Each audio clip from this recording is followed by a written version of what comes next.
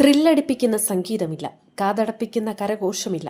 പക്ഷേ കമൽഹാസൻ ഏനും ഞാൻ എന്ന വാചകത്തിലൂടെ തുടങ്ങിയ സത്യപ്രതിജ്ഞയ്ക്ക് കമലിന്റെ മറ്റെല്ലാ സിനിമകളിലെയും മാസ് ഡയലോഗുകളേക്കാൾ പഞ്ചുണ്ടായിരുന്നു. ഒരു വർഷത്തെ കാത്തിരിപ്പിനൊടുവിൽ തെന്നിന്ത്യൻ താരവും മക്കൾ നീതി മയ്യം പ്രസിഡന്റുമായ കമലഹാസൻ ഇന്ന് രാജ്യസഭാംഗമായി സത്യപ്രതിജ്ഞ ചെയ്തു. തമിഴിലായിരുന്നു സത്യപ്രതിജ്ഞ. 2024 ലോക്സഭാ തെരഞ്ഞെടുപ്പ് സമയത്താണ് DMK കമലിന് രാജ്യസഭാ സീറ്റ് വാഗ്ദാനം ചെയ്തത്.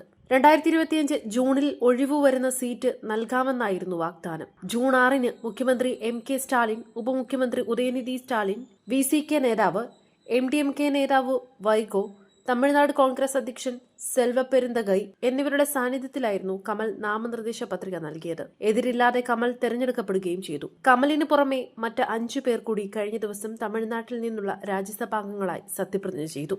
രാജ്യസഭാംഗമായി സത്യപ്രതിജ്ഞ ചെയ്യുന്നതിൽ തനിക്ക് അഭിമാനമുണ്ടെന്നായിരുന്നു ഇന്ന് രാവിലെ കമൽഹാസൻ മാധ്യമങ്ങളോട് പറഞ്ഞത്. ഒരു ഇന്ത്യക്കാരൻ എന്ന നിലയിൽ തന്റെ കടമ നിർവഹിക്കുമെന്നും അദ്ദേഹം പറഞ്ഞിരുന്നു. 2024 ലോക്സഭാ തെരഞ്ഞെടുപ്പിന് മുന്നോടിയായിട്ടാണ് കമൽഹാസന്റെ പാർട്ടിയായ MNM സംസ്ഥാനത്ത് DMK നയിക്കുന്ന മുന്നണിയിലെത്തിയത്. രാജ്യസഭാംഗമായതോടെ ഇന്ത്യ സഖ്യത്തിന്റെ പാർലമെന്റിലെ ഉറച്ച ശബ്ദമാകാൻ കമലഹാസന് സാധിക്കും.